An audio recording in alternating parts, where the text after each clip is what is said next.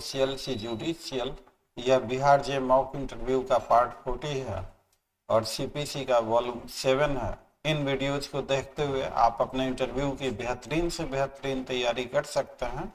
इस बार हम लोग बिहार जे के लिए mock interview free of cost करा रहे हैं। अगर आप हमारे साथ जुड़कर अपने सपने को साकार करना चाहते हैं तो हमें 9262810582 पर अपना नाम BGS मॉक इंटरव्यू लिखकर हमें व्हाट्सएप कर दीजिएगा।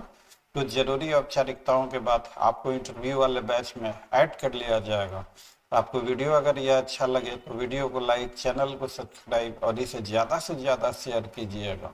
आपके इंटरव्यू को फॉर्मल और इनफॉर्मल पार्ट दो पार्ट में कैटेगराइज किया है। इनफॉर्मल पार्ट में आपने LLB में क्यों एडमिशन लिया, आप जज क्यों बनना चाहते, ऐसे तमाम तरह के क्वेश्चंस पूछे जाते हैं। अक्सर बच्चे लोग इनफॉर्मल पार्ट को इग्नोर कर देते, जो कि अच्छी बात नहीं है। आपका कई बार इंटरव्यू इनफॉर्मल पार्ट में भी डिसाइड हो जाता है। फॉर्मल पार्ट से रेगुलर सब्जेक्ट से क्वेश्चन पूछे जाते हैं, जैसे IPC, CRPC। अब IPC कहना तो उचित नहीं होगा, BNS आप कह सकते हैं, BSA कह सकते हैं, कॉन्स्टी, फैमिली लॉ, प्रोसीजरल, तमाम ये ऐसे क्वेश्चंस पूछे जाते हैं फॉर्मल पार्ट से। सेकेंडली, हम लोगों के हिसाब से अगर आप हमारे पास मॉक के लिए आए, आप आंसर नहीं दे पा रहे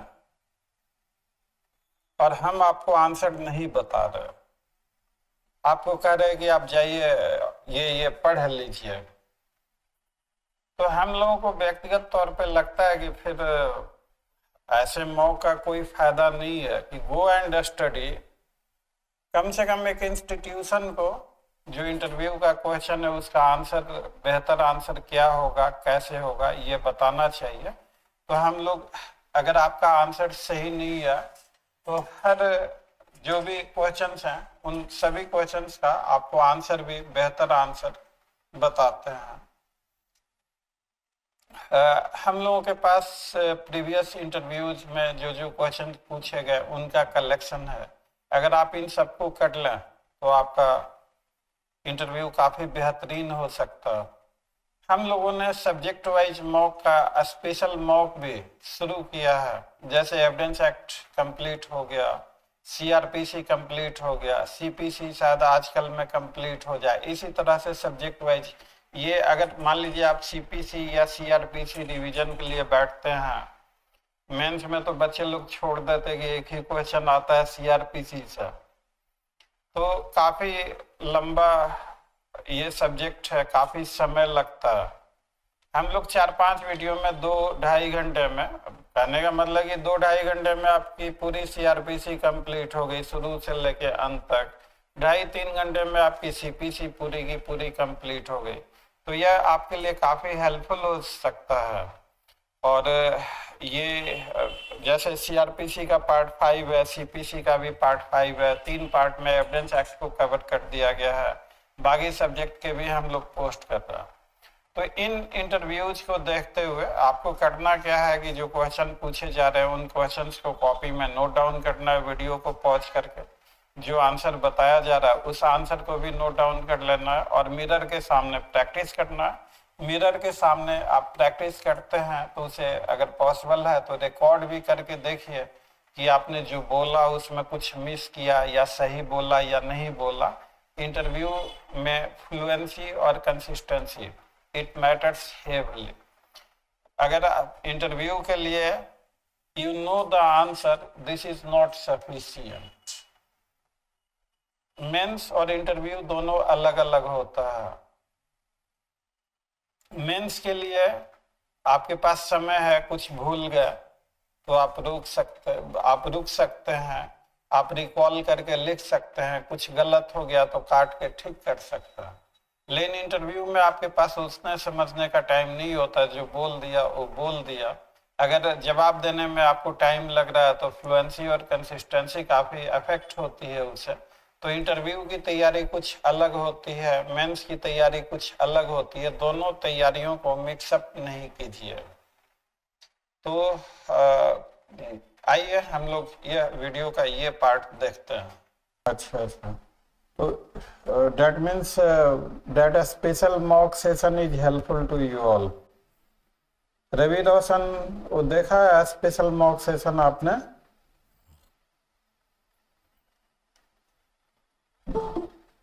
जी सर, देखा है सर।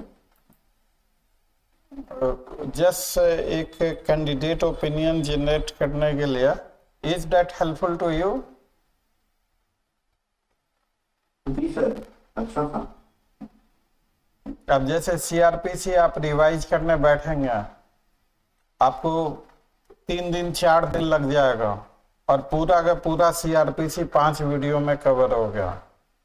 एविडेंस एक्ट 1.5 घंटे की 3 वीडियोज में कवर हो गया। अब एविडेंस एक्ट खुद से तो नहीं होगा 1.5 घंटे में, मतलब बहुत डिफिकल्ट है खुद से 1.5 घंटे में करना, 2-3 दिन लग सकता है उसमें भी। तो इसी पर्पज से डिजाइन ही किया हुआ स्पेशल मॉक सेशन। मतलब अगर सीआरपीसी के 5 सेशन आप देख लेते हैं, 5 वीडियो, तो शुरू से लेकर अंत तक सीआरपीसी कंक्लूडेड। क्वेश्चन भी हैं, आंसर भी बताए गए हैं, किस तरह से fluency and consistency is the essence. तो चलिए ठीक है। यस रंजन। सर मेरा एक डाउट था।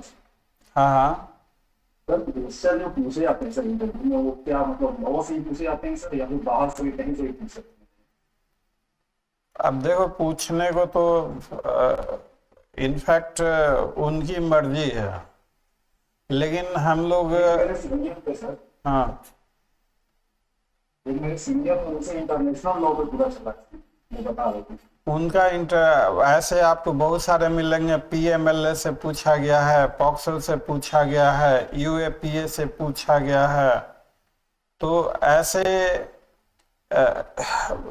क्वेश्चन इज दिस कि जो अब तक होता रहा है 95% क्वेश्चन रेगुलर सब्जेक्ट से होता है, इक्का दुक्का क्वेश्चन इधर उधर से रहता है। अब उनसे इंटरनेशनल लॉ का क्यों पूछा गया, हो सकता है उन्होंने एलएलएम वगैरह या कुछ उससे संबंधित चीजें बोली होगी उन्होंने।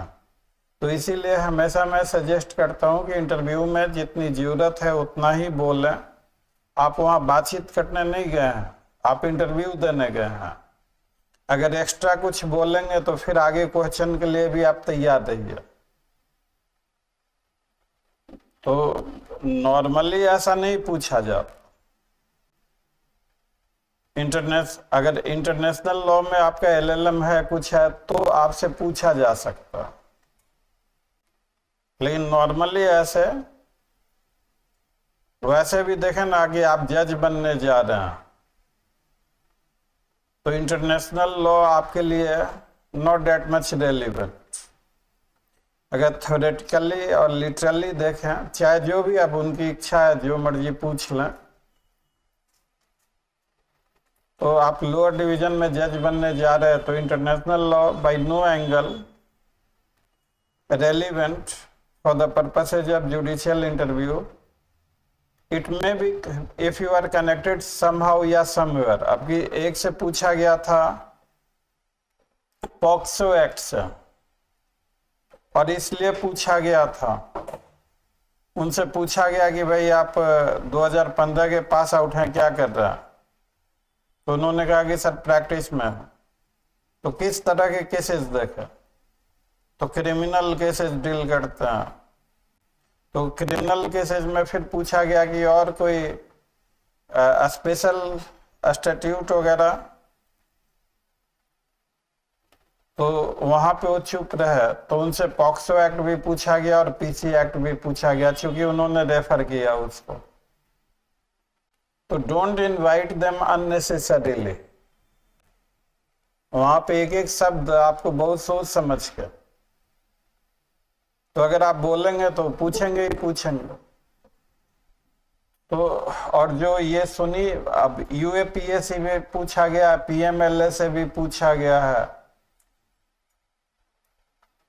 तो अब क्या पूछा जाएगा, क्या नहीं पूछा जाएगा? नॉर्मली 95% क्वेश्चन रेगुलर सब्जेक्ट से होता। अब वैसे, और अभी तक का यही इतिहास रहा, वैसे कुछ होनी अनहोनी हो जाए तो डेट इज समथिंग डिफरेंट।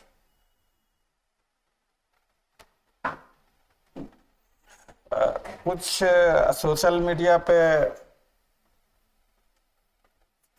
जो चीजें नहीं भी पूछी गई हैं या जो नहीं भी होता है उसको भी एक रूमर के तौर पे उड़ाया जाता।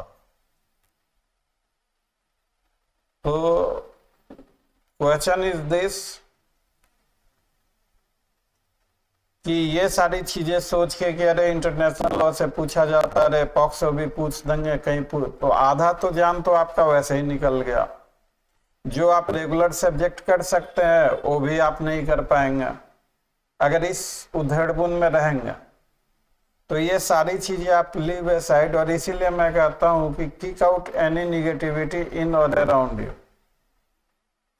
तो रेगुलर सब्जेक्ट जैसे सीपीसी है प्रोसीजरल, एक जुडिशियल ऑफिसर को हर रोज सीपीसी, सिविल जज है तो हर रोज उसे गुजरना है हर वक्त। अगर मजिस्ट्रेट के तौर पे पोस्टिंग है तो हर वक्त बीएनएसएस से उसे गुजरना है। तो आइडियल क्वेश्चन अगर पूछा जाए तो यही सारे हैं, प्रोसीजरल, आईपीसी, और जो अब बाकी पूछा जाएगा तो पूछा जाएगा तो पूछा जाएगा, उसका तो कोई, अब वो क्या पूछेंगे कैसे पूछेंगे अब ये कह पाना बड़ा मुश्किल है। और सोशल मीडिया पे कुछ लोगों को आदत है स्टूडेंट को गुमराह भी करने की, अपने नंबर बनाने के चक्कर में। हम लोगों ने तो, हमारे यहाँ तो बहुत लोगों ने ऑब्जेक्ट किया कि आप स्पेशल मॉक सेशन इंटरव्यू में मत डालिए, इसलिए कि अगर सारा कुछ आप यूट्यूब पे डाल देंगे तो फिर कोचिंग के बिजनेस का क्या हो। हमने तो एक बार भी नहीं सोचा कि बिजनेस का क्या होगा। आपके बेटरमेंट के लिए हमने पूरा का पूरा मॉक सेशन डाल रहे हैं और सारा डालेंगे। क्या ये मॉक सेशन से जो अभी फिलहाल चल रहा, रामप्रीत, ये जो mock session, special mock session, तारीफ नहीं करना, न्यूट्रल हो गया as a candidate, is that helpful और नॉट? यस सर, बहुत हेल्पफुल है सर, बहुत ज्यादा हेल्पफुल। और ये सारे मॉक सेशन हम डाल रहे हैं तो स्वाभाविक है कि बाकी हमारे टीम मेंबर्स का ये कि अगर सारे डाल देंगे तो फिर बिजनेस का क्या होगा। तो मैं तो कभी इन चीजों में पढ़ता ही नहीं कि बिजनेस क्या होगा क्या नहीं होगा। एक अच्छी चीज मैं कर रहा हूं, आपको अच्छा लगे तो फॉलो कीजिए। आई एम हैप्पी कि मैं एक अच्छा काम कर रहा हूं। हम लोगों ने इतना ही नहीं, अगर बात उठी है ना, हम लोगों ने पहली बार इंटरव्यू को कैटेगराइज किया फॉर्मल और इनफॉर्मल। हाँ, अब तक नाम भी नहीं सुनते होंगे या पिछले साल के वीडियोस आप निकाल के देख लीजिए, nobody talks of formal and informal. और अभी तक जो इंटरव्यू होते रहा, अगर उस इंटरव्यू की आप बात करें तो quick fire, rapid fire, at random आपसे कुछ सवाल पूछे जाएंगे, आप आंसर नहीं दे पा रहे तो इसका प्रोविजन पढ़ लीजिएगा, इसको देख लीजिएगा, नोट्स तो आपके पास ही है। यह मॉक है, इसमें टीचिंग नहीं हो सकता, टीचिंग तो फाउंडेशन में होता है, ये कह के आपको टाल दिया गया। अब आप घर आइए, देखिए, अब कीजिए सीआरपीसी को रिवाइज। हमने उसका क्या किया कि पूरे सीआरपीसी का बना के आधे आधे घंटे का एक वीडियो, 5 वीडियो में 2.5 घंटे में सारे तमाम चीजें कवर कर दिया on the basis of previous interview. ऐसे ही सारे सब्जेक्ट का कर रहा। हम लोग आंसर भी बताते हैं। आप कोई चीज पढ़ने जाइएगा, सारा दिन लगाइएगा, सही आंसर तक पहुंच पाएंगे कि नहीं पहुंच पाएंगे वो एक अगला प्रश्न चिन्ह। तो therefore for your betterment we give you the answer। कहीं हुआ है मॉक में कि कोई आंसर प्रोवाइड करता हो? बहुत मॉक देखा होगा, बहुत तेरे वीडियोज हैं यूट्यूब पर इंटरव्यू के। कभी किसी भी वीडियो में देखा है आंसर बताते हुए, एक्सप्लेन करते हुए या आंसर देते हुए? अभी तक नहीं सर। तो और हम लोग ये कर रहे हैं अपने बिजनेस के कॉस्ट पे। तो दिलेरी तो होनी चाहिए ना कि हमें बिजनेस का परवाह नहीं है, हम स्टूडेंट के अगर कुछ काम आ सके तो यही हमारी खुशनसीबी है। कहीं पूरे यूट्यूब पे या कहीं भी सब्जेक्ट वाइज इस तरह का जो स्पेशल मॉक किसी ने डाला है आज तक? We have taken the initiative. तो चलिए अब भाई अपना अपना विजन है टू बिगिन। अब बातें करते रह जाएंगे, सारा समय निकल जाएगा। मैं वैसे बहुत ज्यादा गपोड़ी हूँ, मुझे बात करने का मौका मिलना चाहिए प्रोफेशन से एडवोकेट होने के कारण। वकील नहीं बात करेगा तो कौन करेगा? तो बस मुझे छेड़ने की जरूरत है, और मैं एक बार ऑन हो गया तो फिर रुकता नहीं। बात करना मुझसे अगर कोई पूछता कि आपकी हॉबी क्या है तो मैं बेशक बोल देता talking to the people. Talking to the people hobby के तौर पे लिया जा सकता है, नहीं लिया जा सकता? जरूर लिया जा सकता है।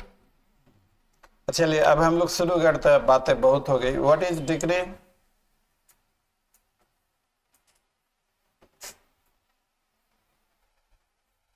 अगर आप हमारे होल टीचिंग का, जस्ट 1 सेकेंड, होल टीचिंग का सिर्फ एक चीज भी अगर आप, मतलब ओनली माई 1 पॉइंट, कि देखिए मेंस और इंटरव्यू दोनों में जमीन आसमान का अंतर है। मेंस में आपके पास कूल डाउन, रिलैक्स, रिकॉल करने का समय है। कुछ गलत हो भी गया तो आप रुक जाएंगे, सोचेंगे, रिकॉल करेंगे, और आप उसे पूरा करने के अपॉर्चुनिटीज हैं मेंस में। लेकिन इंटरव्यू में ये ऑप्शन नहीं है, जो बोल दिया बोल दिया। तो इंटरव्यू के लिए आप जितना शॉर्ट रहेंगे उतना ही बेहतर होगा। लंबे सेंटेंसेज में जाएंगे, फंसने के चांस हैं। And we are also here to innovate. The shortest answer is the best answer for the purposes of interview. अब शॉर्ट आंसर होगा कि नहीं होगा आगे, चलिए स्टार्ट करते हैं। What is degree? यस बताइए आपने। Yes Ranjan. Sir, degree means formal expression of an education which conclusively determines the right of the.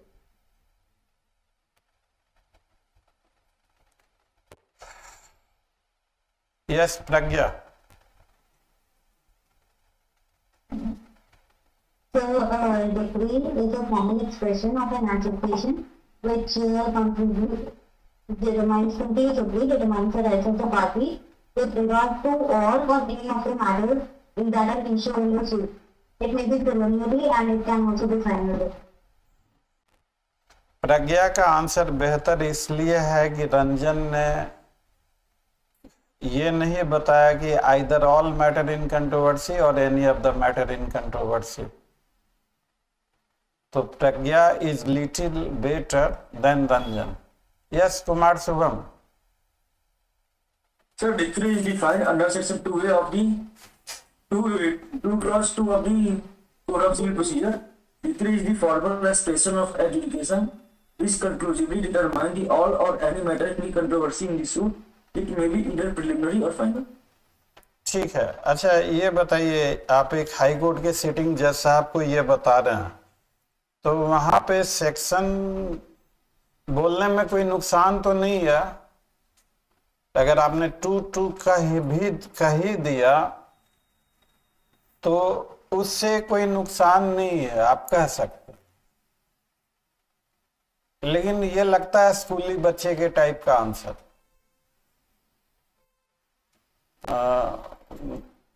आप कहना चाहें कह सकते हैं, मतलब टू बोलना। अगर यही इंटरव्यू, यही सवाल एक लॉ प्रोफेसर का होता तो ऑर्डर 2 ये सेक्शन 2 सब सेक्शन 2 कहना थोड़ा अच्छा रहता। बट चलिए कहिए, कोई उसमें नुकसान नहीं है, कह सकते हो। Why decree is called formal expression of an adjudication?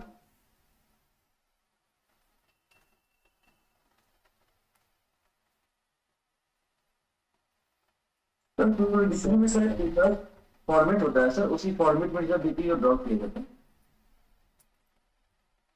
Adjudication precedes decree or decree precedes adjudication?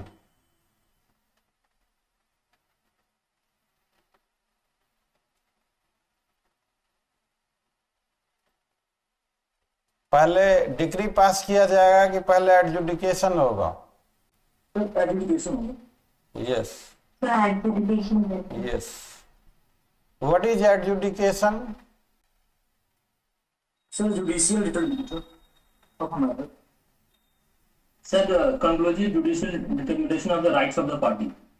Yes, this is the better answer. Adjudication अगर conclusive determination नहीं है, will that amount adjudication? In the absence of conclusive determination, can there be an adjudication or not?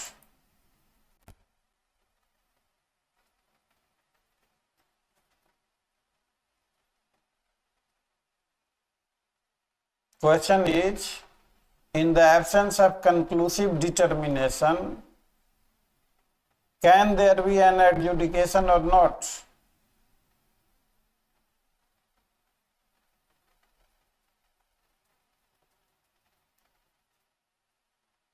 बताइए, ये इतना difficult, आप बार बार decree में conclusive, अगर determination conclusive नहीं है तो डिक्री होगा? नहीं सर, नहीं होगा। तो ऑर्डर होगा सर। तो डिटर्मिनेशन कंक्लूसिव होगा तो एडजुडिकेशन क्या होगा, टेम्पररी या कंक्लूसिव? कंक्लूसिव। conclusive होगा तो तो answer is very simple. So decree और ऑर्डर में क्या अंतर है?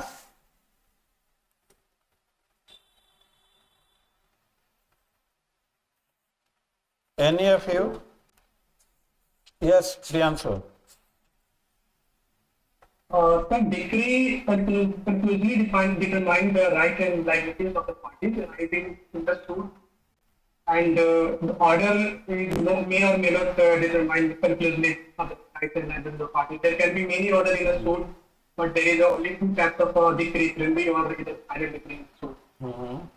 There is a statutory appeal against the decree, but order against appeal only when there is a provided under the statute of section 104 and order 43(1) of the CBC. Basically, there is no difference, but basic difference is there. No second appeal from order, ये भी है? Yes, sir. No second appeal from. There is a live second appeal against the decree, but not against. So this is difference between decree and order. Order may have conclusive determination or may not have conclusive determination. Those orders which have conclusive determination have been normally made appealable.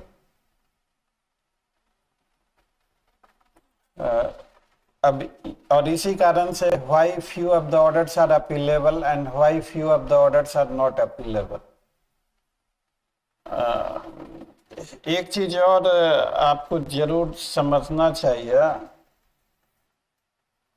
It is always in to the interest of a state that litigation must come to an and,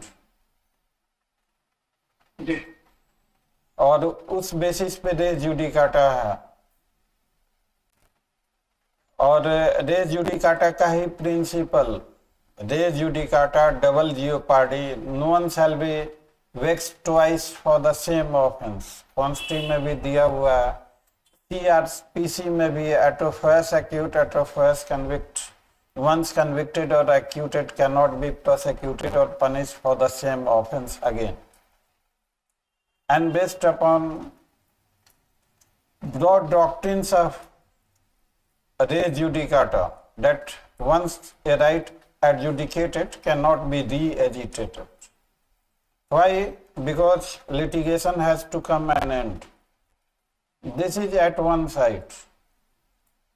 But once a decree has been passed, we have system of appeal. Every decree is appealable and every decree can be taken into the appeal. So far as appellate jurisdiction is concerned, whether this doctrine that there must come an end to the litigation applies or not,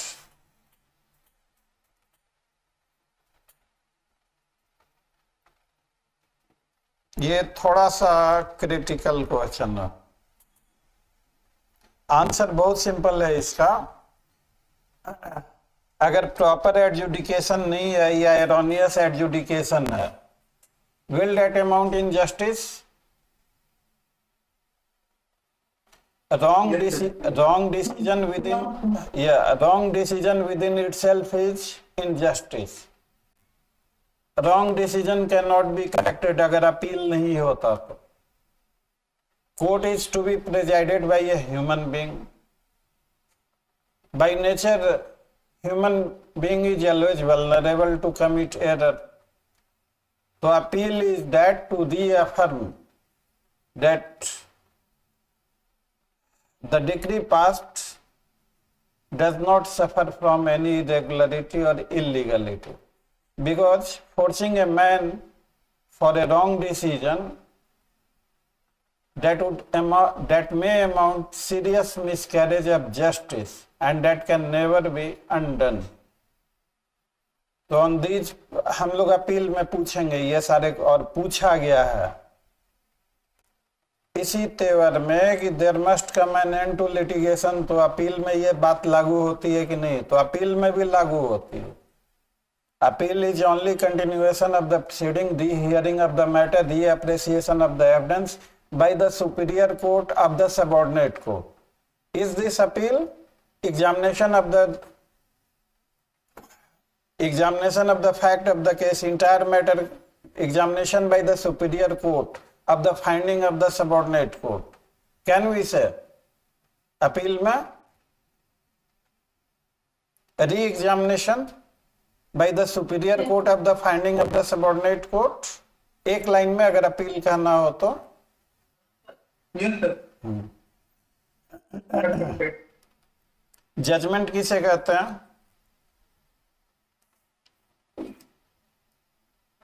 Sir, judgment is defined under the CPC as the ground of the decree, on which ground the decree has been drawn. For the judgment. Mean profit, yes. Ground of केवल degree होता है judgement में, order कहाँ जाएगा? Ground of degree और order भी कहेंगे।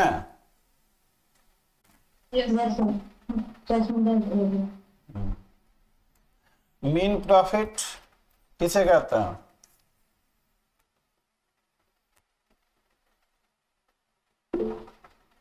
Yes Pragya. So the profit which arises from the person in wrongful possession of the property, that is actually received or with due diligence we might have received. So that is known as mean profit. Yes, मान लीजिए कि defendant wrongful position में है और plaintiff का नुकसान हुआ 2 लाख रुपए का, तो क्या कोर्ट 2 लाख रुपए मीन प्रॉफिट के तौर पे दे सकती है या नहीं on the basis of loss of the plaintiff?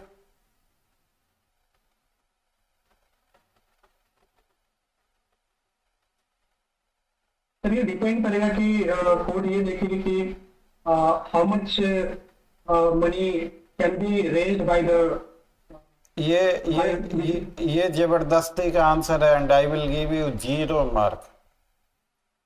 Yes Soma. Sir, the court will not grant the relief to the plaintiff. not try giving relief to the plaintiff, or court will not decide. Think a moment before what you speak. So means profit not decided on the basis of what plaintiff has lost. It will depend only on the basis of what defendant actually received.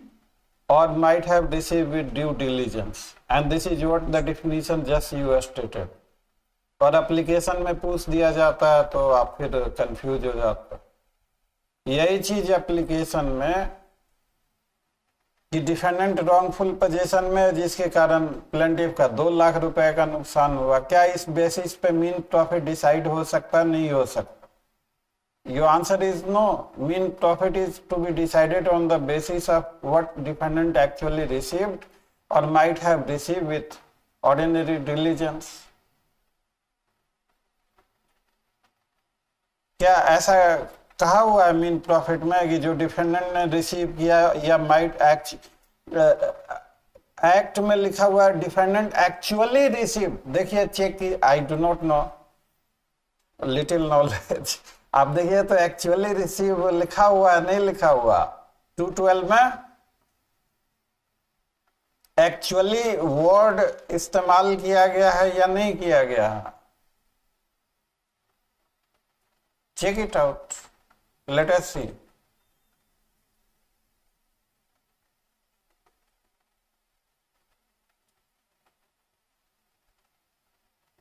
To 212 देखिए एक बार mean profit का। Yes, sir, है actually. हाँ, तो actually receive, तो mean profit is not calculated on the basis of what the plaintiff has lost. It is, और क्योंकि ऐसे क्वेश्चंस में अगर आप कॉशस नहीं है और ठीक से नहीं किया है तो यहाँ पे एरर के चांसेज है, और इसीलिए ये सारी चीजें पूछी जाती है कि आप कितना बढ़िया से आपने पढ़ा है और कितने बढ़िया से तैयारी हो रही है, और इसी बेसिस पे आपको नंबर मिलता है इंटरव्यू पे।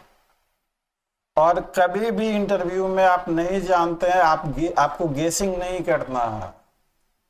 हाई कोर्ट के जज साहब हैं, उनका जो नेचर ऑफ, जो उनका प्रोफाइल है, हर रोज हाई कोर्ट में आर्गुमेंट सुनता।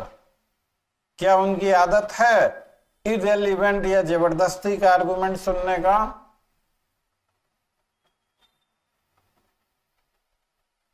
हाई कोर्ट के जज साहब कोई चीज इररिलेवेंट सुनना पसंद करेंगे? No sir. उनकी ऐसी पर्सनालिटी नहीं है, न वो यूज टू है इन चीजों के लिए।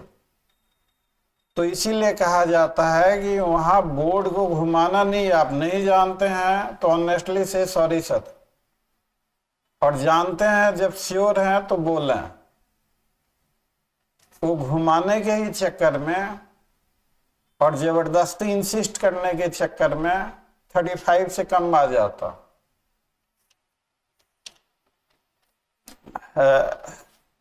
आपका इस सेक्शन से what is cause of action?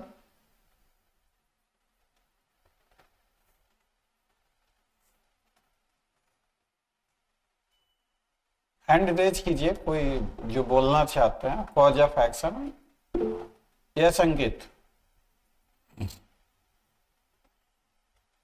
Cause of action means the reason for bringing the suit before the competent court. Correct. कहाँ डिफाइन किया हुआ है कॉज ऑफ एक्शन? डिफाइन नहीं किया हुआ है। And defined in here.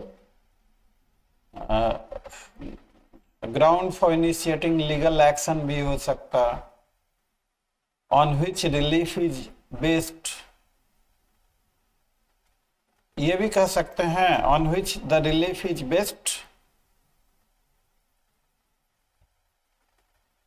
या cause of action has no reference to the relief claimed.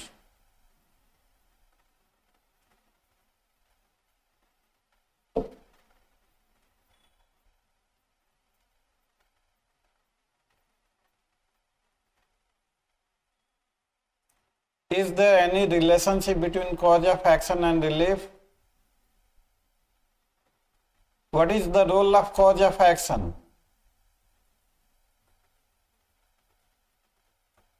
Why cause of action for purposes of limitation or what?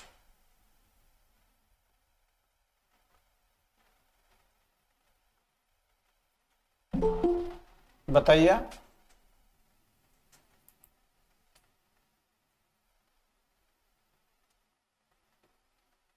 Cause of action और relief में कोई मेल होगा? No. The nature of the right violated, वो match करेगा relief से या cause of action match करेगा? The date on which the right was violated, that time, that date may give you a cause of action. Yes, Rampreet.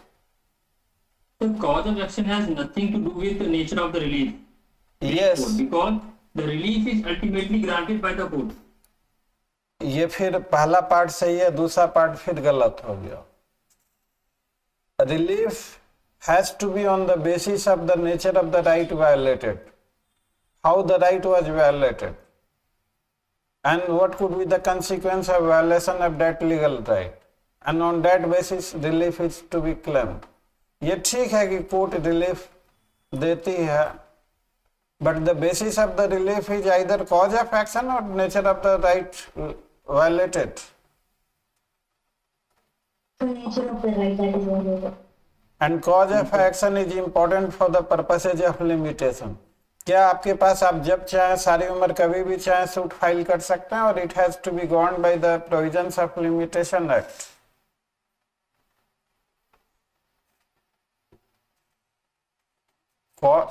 Cause of action has not been defined, और cause of action अगर आपको यह specific date time नहीं बताएंगे तो limitation आपका कैसे commence होगा? Limitation begins the time when cause of action arises. चलिए, limitation ये just have a reference about ये dim degree किसे कहते हैं?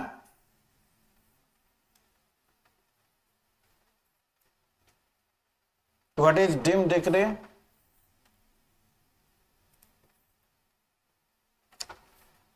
सर जो डिग्री के एक्चुअल सर इंग्रेडिएंट जो फॉलो नहीं करते हैं, लेकिन सर इसको इस स्टैट्यूट में सर डिग्री मान लिया जाता है। जैसे सर रिजेक्शन ऑफ प्रिंट हो गया, और sir determination of question under section 142। For the purposes of res judicata, what is matter directly and substantially in issue?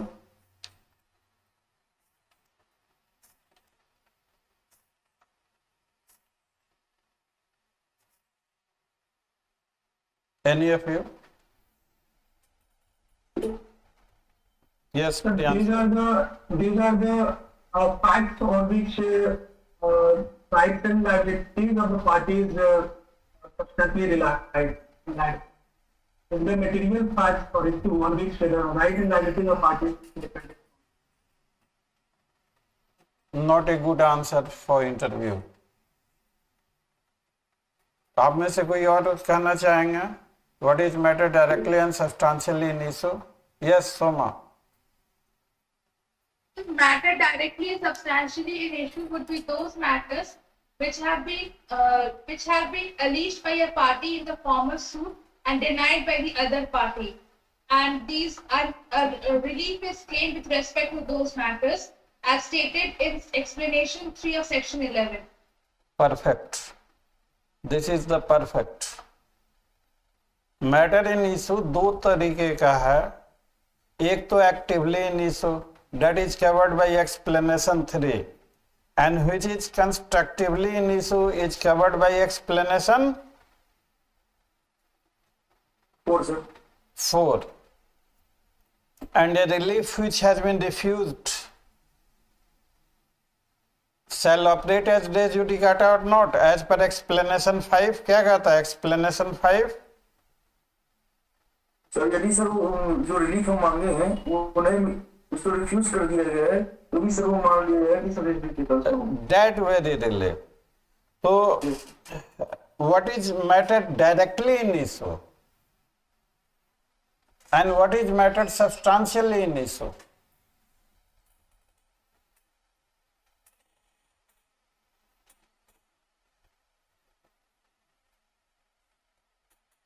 Matter जो directly and substantially in issue है, यह दो तरीके के मैटर होते हैं और एक कोलैटरली एंड इंसिडेंटली इन इशू। तो matter directly in issue means the nature of the right litigated between the parties, and substantially in issue means may not be directly, maybe 95%। Directly जो है आप लाइटर मोड में मैं समझाने के लिए बता रहा हूं कि directly means 100% and substantially means not 100%, may be 90%, 92%, 93%। So res judicata is applicable only upon matter directly and substantially issue. No matter can be directly and substantially in issue unless it is alleged by one party and denied by other party. यहाँ पे mistake होता है। Mistake ये होता है कि इसका common meaning और बहुत सारे मटेरियल में और गूगल पे भी ऐसा लिखा हुआ है कि सिमिलर मैटर सेम मैटर होता है directly and substantially in issue. This is totally baseless and absolutely wrong and factually incorrect while reading explanation 3। No matter can be directly and substantially in issue unless it is alleged by one party and denied by other party. Issue unless there is allegation and denial. Can there be an issue? Issue when issue is met, when there becomes an issue. In the absence of claim and denial, क्या कोई issue बन सकता है? What evidence act says? No, sir. Matter has to be alleged and it has to be denied, तभी तो issue होगा, उसी बात का ट्रायल चलेगा। Matter alleged and admitted by other party, तो एडमिटेड हो ही गया तो एविडेंस एक्ट ने आजादी आपको दे दी कि एडमिटेड फैक्ट क्या should be proved beyond reasonable doubt या need not be proved. Need not be proved as a.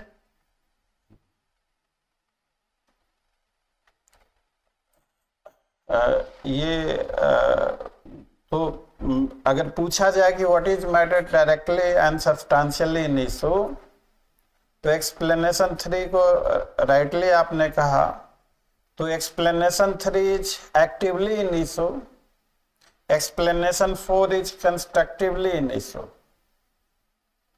What is difference between res sub judice and res judicata?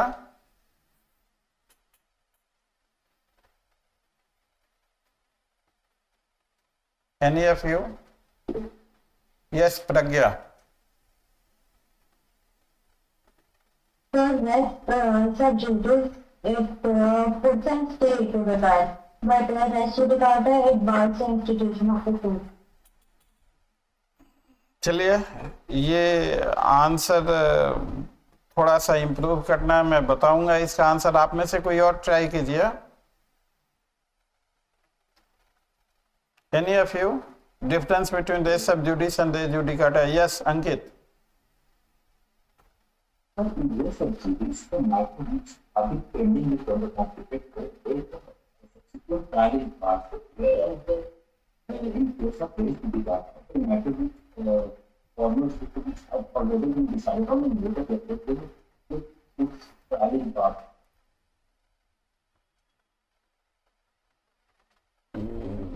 थोड़ा सा इम्प्रूवमेंट चाहिए। ये तो रटा मतलब किताब से ये रटा हुआ ज्यादा लगता है। आंसर बुरा नहीं है, लेकिन थोड़ा और बेटर आंसर हो सकता।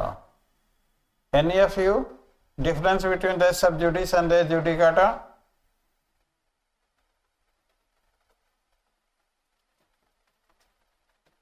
अगर हम कहें कि रेस जुडिकाटा में right is already adjudicated and res sub judice में that adjudication is still pending. अब आई डू नॉट नो, आप सोच के बताइए कि यह बात ठीक है गलत है। Res judicata में res is already adjudicated, and sub judice में it is not adjudicated, it is still pending.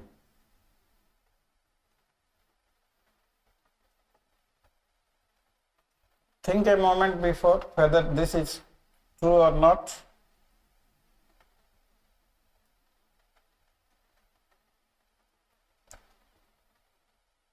Res judicata में res means right. It is already adjudicated into previous suit or not.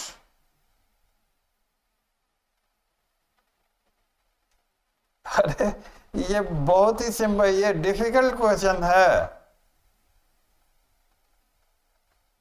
आप लोग सभी लोग चुप हो गए, क्यों?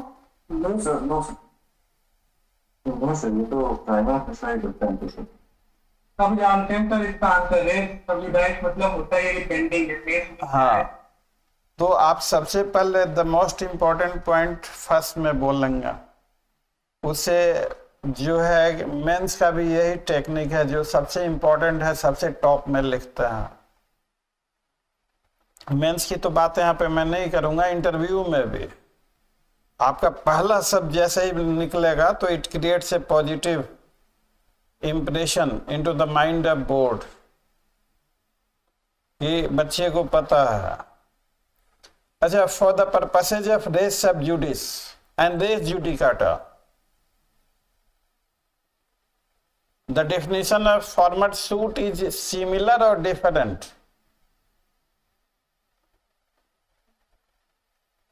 Different, sir. What is the difference? Res subjudice is concerned with previously instituted suit, and res judicata is concerned with former suit. ये गलती गलती गलती पकड़े गए। क्या गलती किया है रेस जुडिकाटा में? उल्टा तो नहीं बोला है, एक पार्ट सही है। रेस जुडिकाटा में रेस सब जुडिस में formally instituted suit, race sub judice में वहां तक तो ठीक है, और रेस जुडिकाटा में The suit which has been previously decided. yes, the suit which has been former suit is one in which there has been an adjudication, may it have been later instituted. तो that is the, ये बताइए race judicata PIL में लागू होता नहीं लागू होता?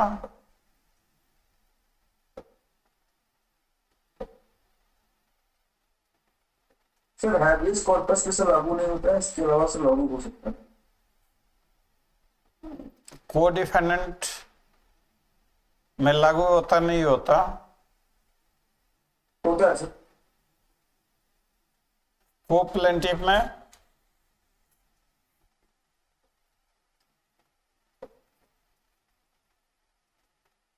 Sir इस पे भी लागू हो, कोप्लेंटिव को डिफेंडेंट दोनों पे Yes. जुडिकाटा अपने को। व्हाट इज प्रो फॉर्मा डिफेंडेंट? सर वो डिफेंडेंट होता है जिनको कि रिलीफ से मतलब नहीं होता, दे डू नॉट जिनको रिलीफ से, प्रियांशु 1 सेकेंड, ऐसे नहीं बोलना है कि रिलीफ से मतलब नहीं होता। रिलीफ से मतलब नहीं होता या no relief is claimed against them? No relief. देखिए, यह इंटरव्यू है और जैसा आप लेंगे हाई कोर्ट के,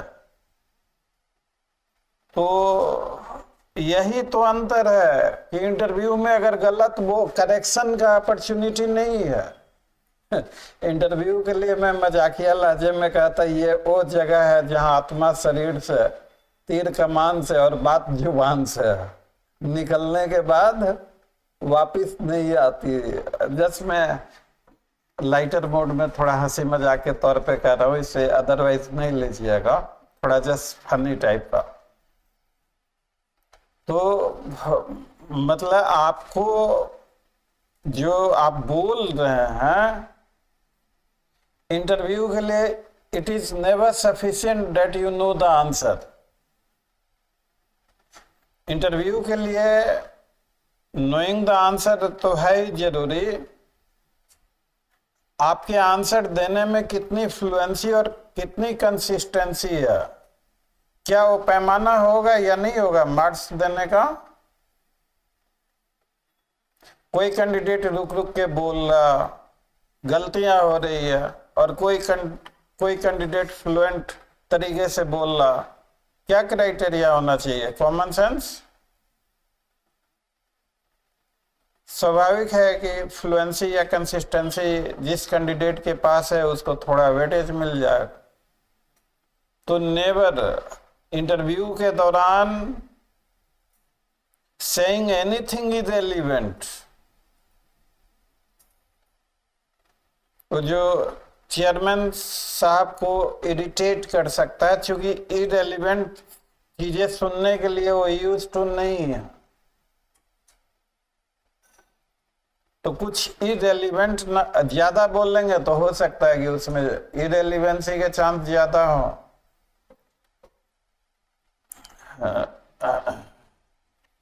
मैटर इन कंट्रोवर्सी किसे कहते हैं? What is matter in controversy?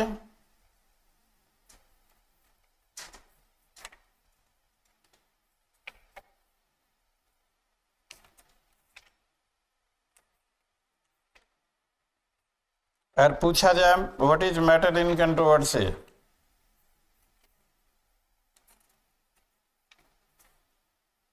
Simple है, सब्जेक्ट मैटर ऑफ लिटिगेशन कह सकते हैं, Yes, sir. या मैटर इन कंट्रोवर्सी को सब्जेक्ट मैटर ऑफ सूट कहेंगे। अगर सिर्फ सूट कहेंगे तो रिटर्न स्टेटमेंट कहाँ जाएगा? तो what is matter in controversy क्या कहना चाहिए? सब्जेक्ट मैटर ऑफ सूट और subject matter of litigation.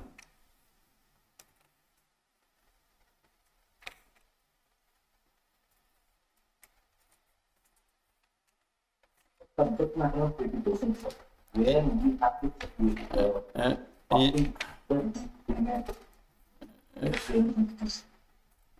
Yes yes. Dismissal in default पे रेस जुडिकाटा लागू होगा नहीं होगा? No, sir. No, sir. भाई That is difficult to know, sir. भाई sir, where to be cut applies to the matter of fact, whether it is adjudicated on the merit of the dismissal, because it is not done on the merit of the correct correct. Representative suit में res judicata लगता है नहीं लगता?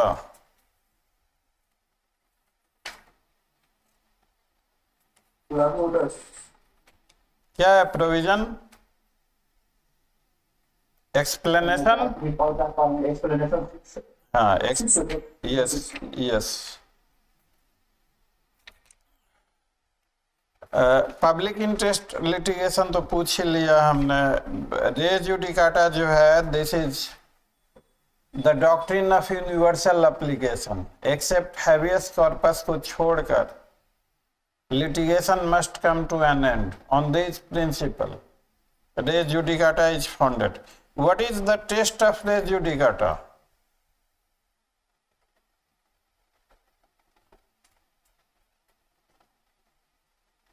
So it is to be decided upon identity of title.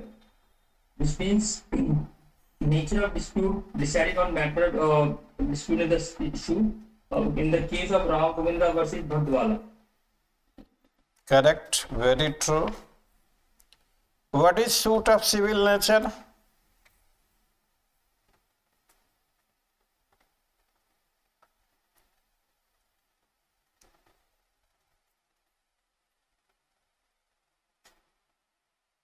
Any of you, suit of civil nature? So suit deals with rights of the parties. Rights of the parties और private rights of the party? क्या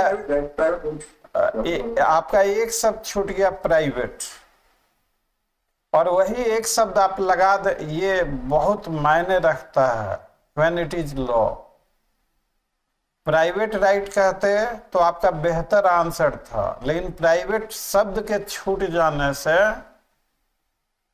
आप फिर उनको counter question के लिए invite कर रहे हैं। पॉलिटिकल राइट, रिलीजियस राइट क्या सूट ऑफ सिविल नेचर होंगे? No sir. No, sir. Suit of civil nature का कोई डेफिनेशन दिया हुआ है सीपीसी में या नहीं दिया हुआ? No, sir. नो सर, नहीं। इलस्ट्रेशन केवल साइटेड है एक्सप्लेनेशन 1 में, राइट टू प्रॉपर्टी और राइट टू एन ऑफिस। क्या है सूट ऑफ सिविल नेचर।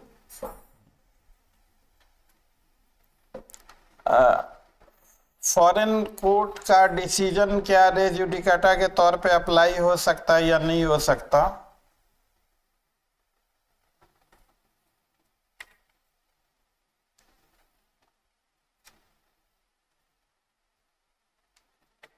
तो हो सकता है सर, यदि वो सर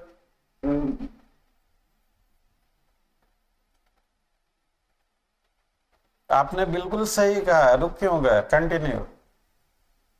सर यदि उसका जो रिटर्न है और नेचुरल लॉ की वायलेशन सर नहीं है तो सर हो सकता है। वो तो आप प्रिजम्पशन पे चले गए, that is adjudication and previous adjudication may operate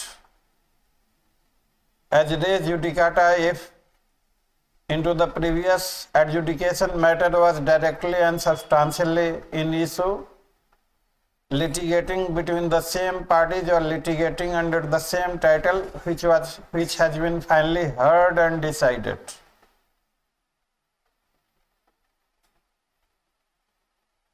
मान लीजिए कोई इशू फ्रेम हुआ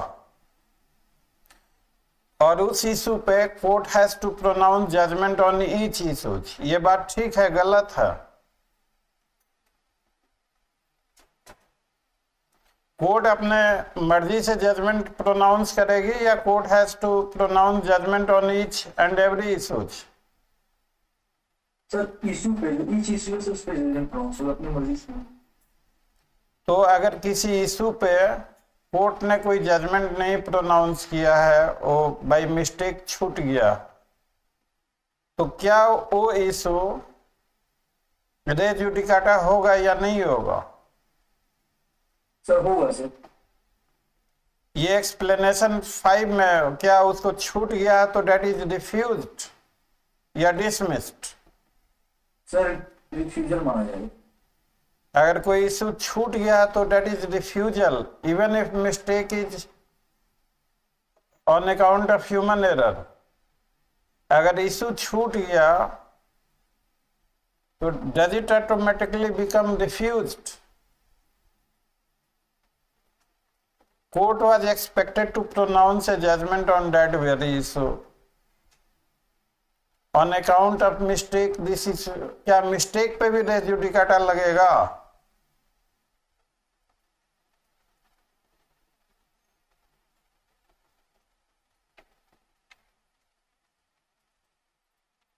अगर इशू छूट गया, उस पे जजमेंट ही नहीं आया, तो एडजुडिकेशन तो हुआ नहीं। क्यों लिखा हुआ सेक्शन 11 में finally heard and decided? Hearing के बाद रिफ्यूजल नहीं हो सकता granting the relief.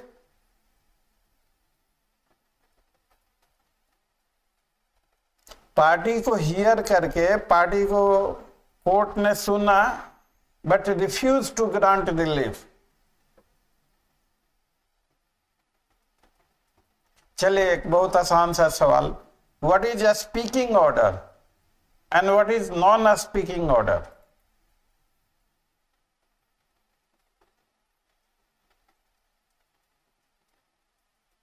A speaking order किसे कहते हैं? An order in which there is a reason for that order that is given. Yes, that is known as a speaking order. And non-speaking order casual order. तो क्या रे judicata speaking पे लगता है या नॉन स्पीकिंग पे या दोनों पर?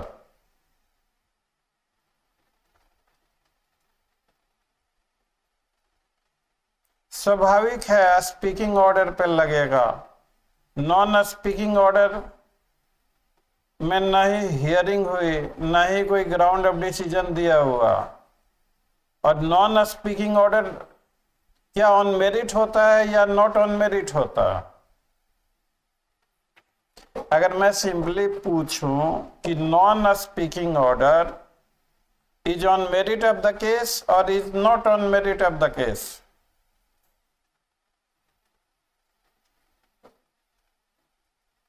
Sir, not on the merit of the case. तो a decision which is not on merit of the case, तो क्या वो डिसीजन रे जुडिकाटा के तौर पे लिया जाएगा?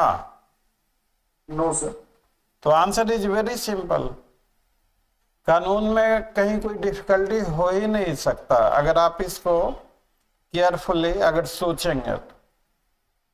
कानून से आसान इस धरती पे कोई दूसरा सब्जेक्ट नहीं है, बहुत ही इजी है।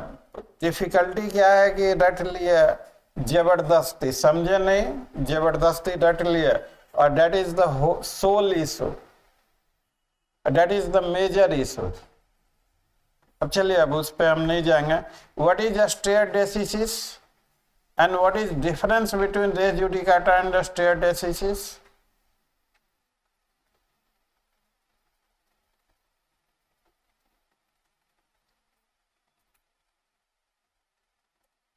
आज हमको लग रहा है कि क्विक फायर के तौर पे थोड़ा ज्यादा ही मतलब हो रहा है क्या मॉक, या ठीक चल रहा? अंकित,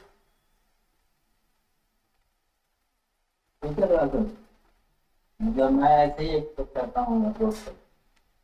नहीं ऐसे तो होगा, आप लोग पढ़ के तैयारी करके आइए, ऐसे ही हो। अरे हम तो आप जैसे कहेंगे वैसे हम, आप as you happy so I am happy, आप जिस मोड में कहेंगे उसी मोड में हो जाएगा। What is difference between a stare decisis and the judicata? A stare decisis का मतलब, yes, a stare decisis का मतलब क्या होता? means previous judgment on the court, sir. Law of precedence, abide by decided cases, stand by decided cases. That is upon law of precedence. Which, क्या उस stair डेसिसिस में हमेशा सेम पार्टीज होगी या डिफरेंट पार्टी भी हो सकती है? Different parties भी हो different सकती parties were affected. और रे जुडिकाटा में not only the same party but must be litigating also under the same title.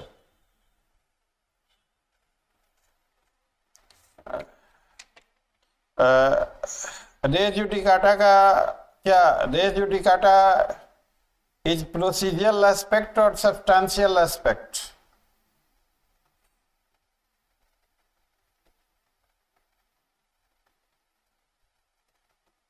It is a procedural aspect.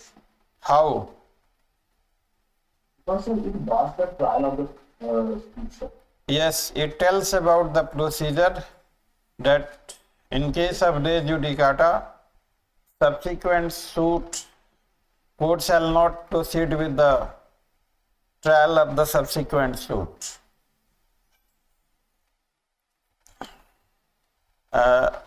So it is more into the nature of procedural aspect. Defendant को res judicata का objection लेना चाहिए था, defendant ने नहीं लिया, and court ने एक जजमेंट पास किया which is hit by res judicata. Defendant files the appeal. Will defendant succeed into appeal?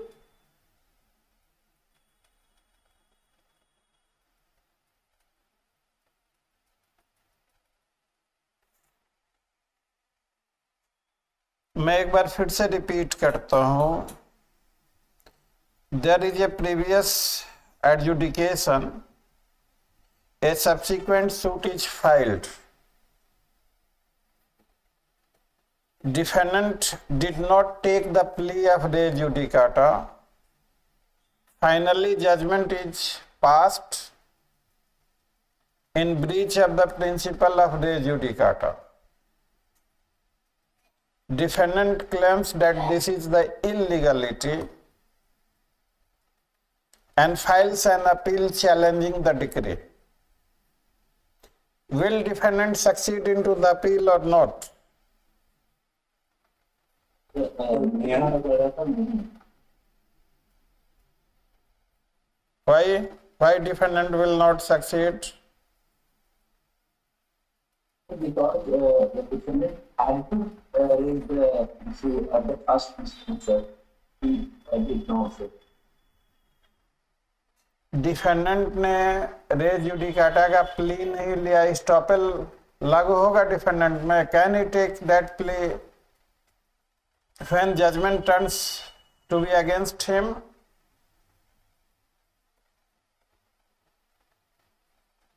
Same length में अप्रोबेट होगा एंड अप्रोबेट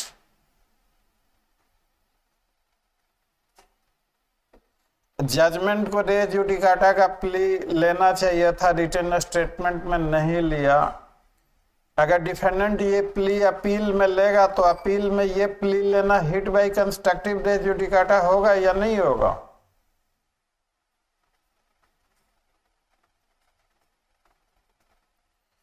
Sir, होगा सर, होगा सर। व्हाट इज कंस्ट्रक्टिव रे judicata?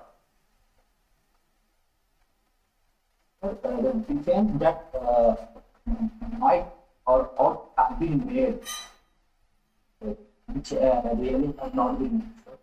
During the past cases, with respect to हाँ, तो अगर कोई erroneous decision है तो एरोनियस डिसीजन पे रेस जुडिकाटा लागू होगा या नहीं लागू होगा? थोड़ा सा मैं घुमा रहा हूं क्वेश्चन को, हल्का सा, ज्यादा ट्विस्ट है क्वेश्चन में, या चलेगा? no, sir.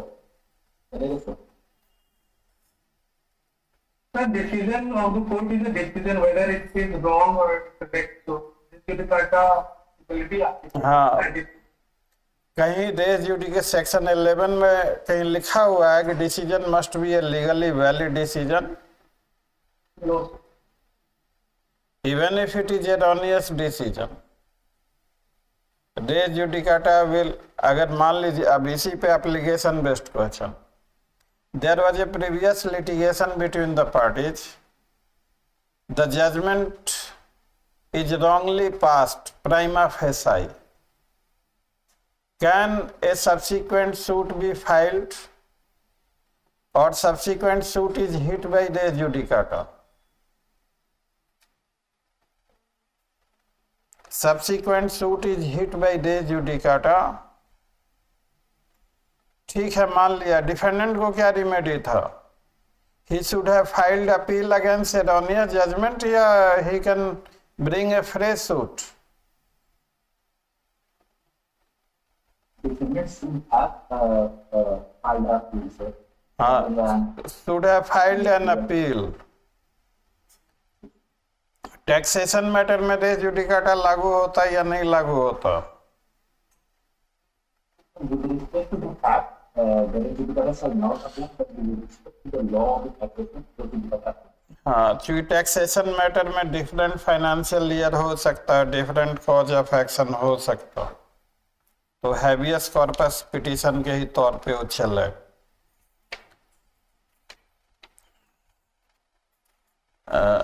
और अगर प्रीवियस जजमेंट में कोई फाइंडिंग है not on the matter on issue, if a finding is not on the matter on issue, क्या उस पे रे जुडिकाटा लागू होगा?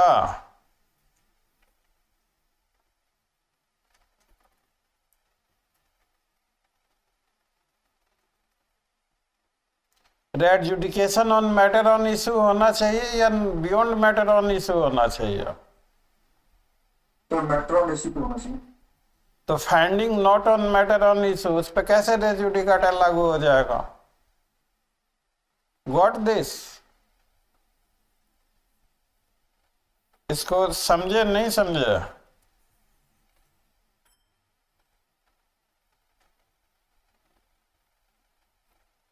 नहीं समझे कोई भी?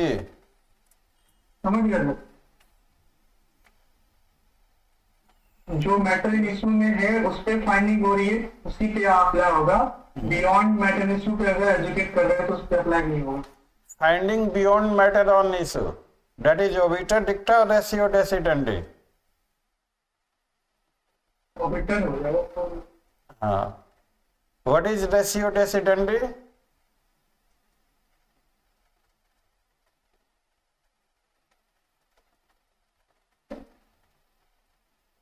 It is the reason for the decision. Yes. Intervener किसे कहते हैं?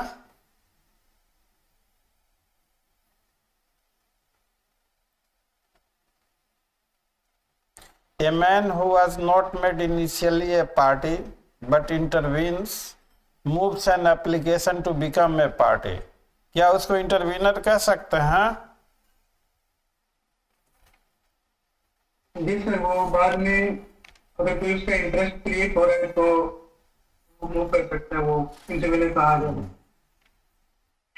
प्रोफॉर्मा डिफेंडेंट प्रॉपर पार्टी होता है या नेसेसरी पार्टी या दोनों हो सकता है? Necessary party, whose presence is necessary for the final decision. Proforma defendant का प्रेजेंस नेसेसरी होता है। नेसेसरी होता है। Who is pro forma defendant? The person against whom no relief has been claimed but whose presence is necessary for the final education of the suit. Whose presence is necessary but whose presence may be required. Party made only for formality. Pro forma defendant का presence that is necessary or may be required. मैंने तो necessary पढ़ा था।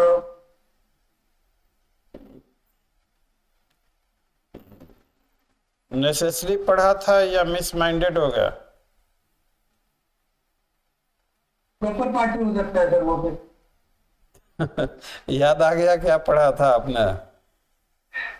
Proper party, necessary and proper party. Necessary in the absence of necessary party, क्या suit will proceed or suit is liable to be dismissed? तो necessary party is one in whose absence no effective decision could be passed. तो क्या होगा? Suit is bound to be dismissed for want of necessary party. Proper party is one whose presence may be required. तो pro forma defendant, whether that is necessary party or proper party, relief ही नहीं claim किया तो क्या होगा? Proper या necessary party? Proper होगा sir वो तो। हाँ रिलीफ नहीं क्लेम किया उसने, प्रॉपर। हाँ।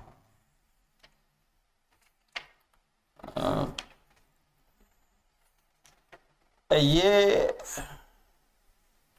normally a suit is to be filed at the place where defendant resides or plaintiff resides. तो डिफेंडेंट है कैरी ऑफ। तो सूट ऐसी जगह फाइल होगा जहां डिफेंडेंट रिजाइड करता, तो ये तो आर्टिकल 14 का वायलेशन हो गया इक्वालिटी का। Plaintiff is unwantedly discriminated. क्यों नहीं? प्लेंटिफ के चॉइस पे क्यों नहीं सूट फाइल होगा जहां प्लेंटिफ रिजाइड करता? आई डू नॉट नो, आप मुझे बताइए। I need answer from you कि डिफेंडेंट जहां रहता वहीं सूट फाइल होगा, तो plaintiff is put into the trouble and there is a discrimination against the plaintiff. क्यों डिफेंडेंट को ये मौका मिलना चाहिए? प्लेंटिफ को क्यों नहीं मिलना चाहिए? Why everywhere into the world suit is always to be filed where the defendant resides normally.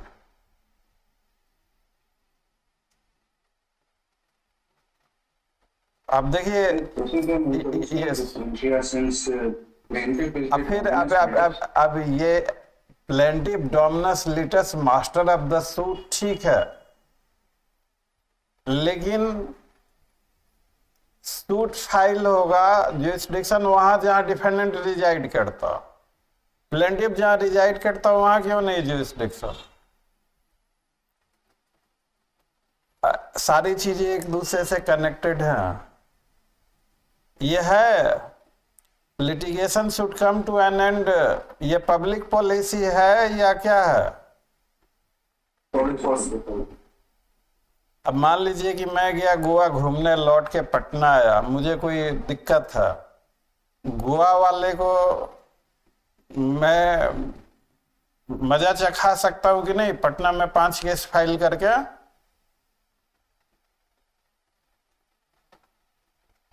सोचिए एक मिनट, अगर ऐसा प्रोविजन बना दिया जाए कि suit is to be filed at the place of plaintiff,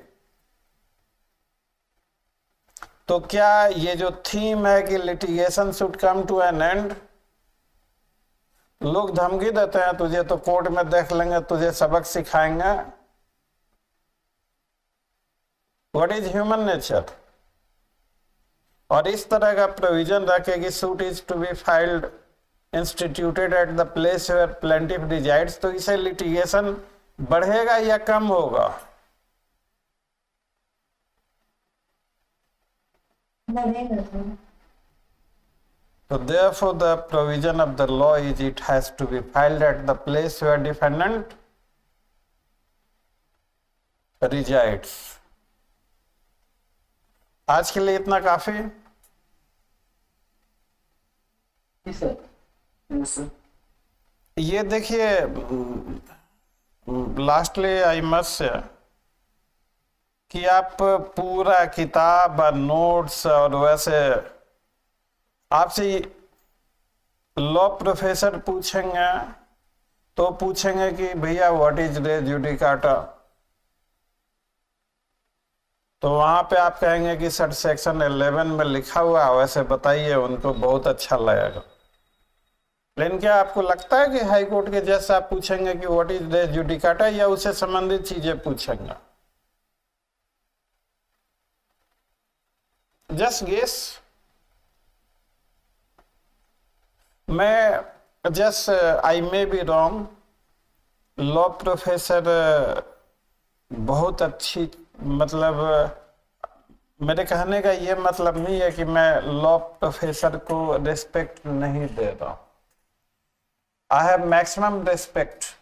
I myself in to the teaching profession, this is totally impossible कि मैं रिस्पेक्ट उनको ना दूं। मैं I always give much respect.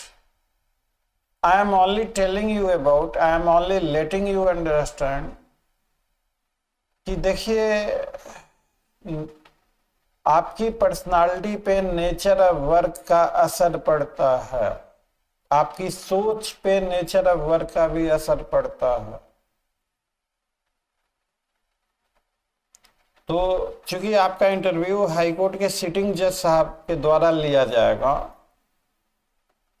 तो इंटरव्यू में अगर प्रैक्टिकल वे में आप आंसर देते हैं, 1 लाइनर 2 लाइनर शॉर्ट आंसर, तो ज्यादा इफेक्टिव रहेगा। ये 1 लाइनर 2 लाइनर के शॉर्ट आंसर से हो सकता है कि प्रोफेसर साहब उतना खुश ना हो। अब अपना अपना, अब देखिए प्रोफेसर साहब ओनली ओरिएंटेड टुवर्ड्स एकेडमिक्स,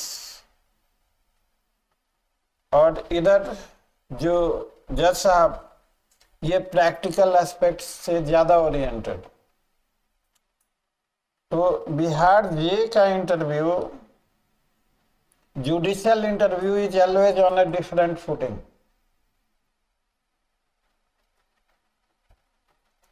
अगर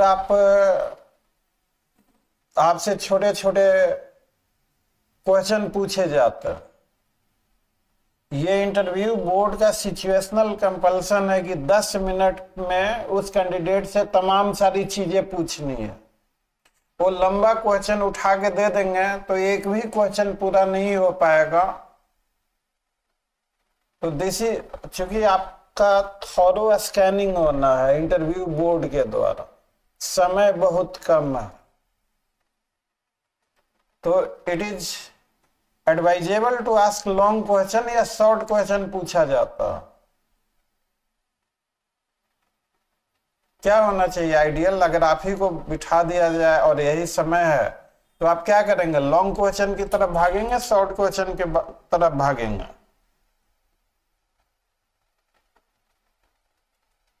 अगर आप ये सोचें कि आखिर इंटरव्यू में क्यों शॉर्ट आंसर क्वेश्चन पूछे जाते हैं, why short question is asked, क्यों नहीं लॉन्ग टाइप के क्वेश्चन पूछे जाते हैं इंटरव्यू में?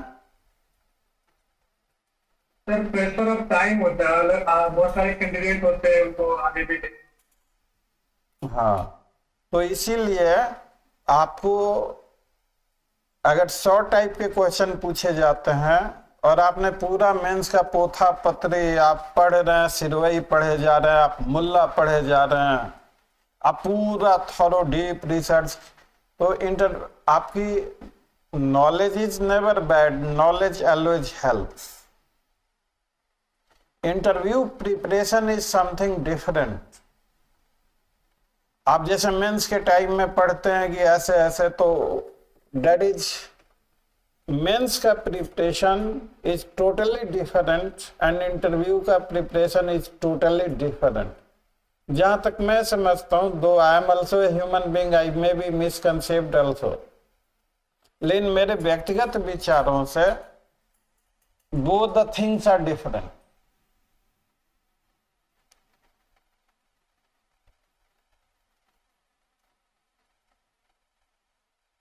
तो चलिए आज के लिए इतना ही। हम लोग सीपीसी का स्पेशल मॉक सेशन तैयार है, कल तक सारा आ जाएगा video. CPC special mock session, ये special mock session subject wise है। हम लोगों ने ये सारे के सारे जो क्वेश्चन है प्रीवियस इंटरव्यूज में पूछे गए हैं, हमें ऐसा लगता है कि अगर ये आप कर लेते हैं तो आपका बेहतरीन इंटरव्यू हो सकता है। हमें ऐसा लगता है। अब हमें जो लगता है, how much that is going to be correct, अब ये आप में से किसी ने एविडेंस एक्ट पूरा देखा है या सीआरपीसी पूरा देखा है या नहीं देखा?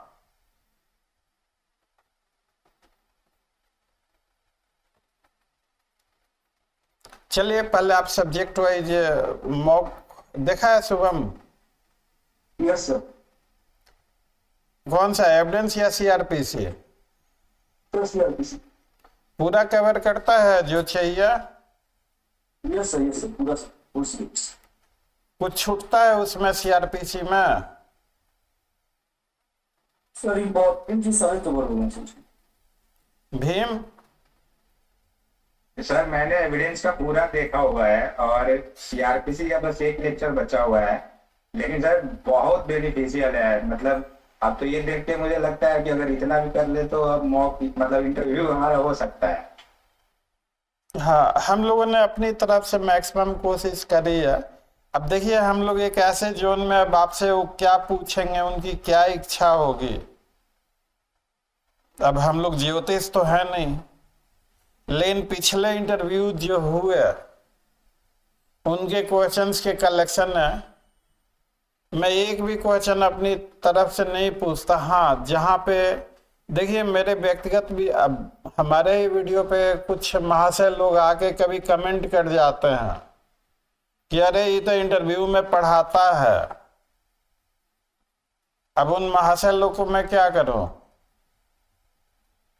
आप ये सारी चीजें जो सीपीसी में पूछे, जितने क्वेश्चंस पूछे गए, अगर ये क्वेश्चन आपको खुद से तैयार करना होता तो कितना समय लगता आपका?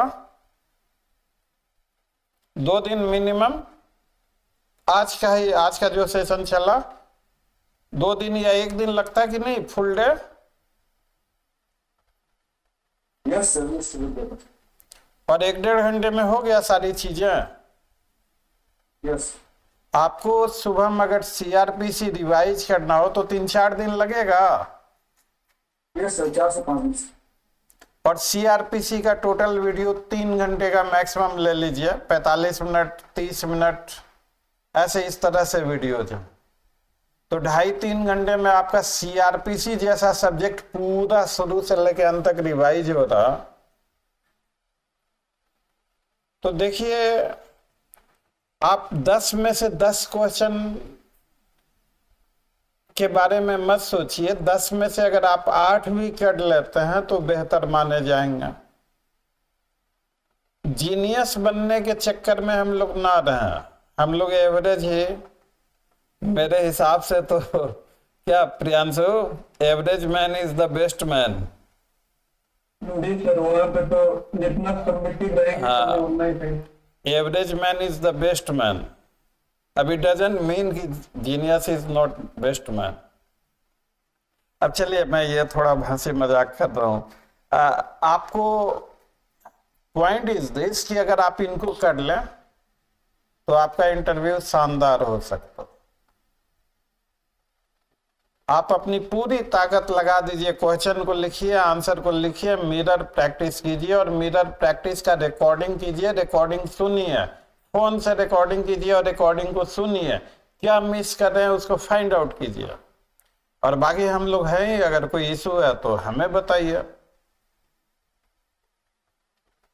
तो that would be the best stage, मतलब हम लोगों के हिसाब से। वैसे अब जो हम बता रहे हैं उस, चलिए अब नहीं मजाक करेंगे, अब इंटरव्यू का टाइम है, नो मजाक। मजाक में बच्चे लोग कंफ्यूज हो जाते हैं कभी कभी, लेकिन बट स्टिल अच्छा चलिए, नो कोई मजाक नहीं। See you tomorrow, thanks for attending session, good night. Thank you, sir. Good night.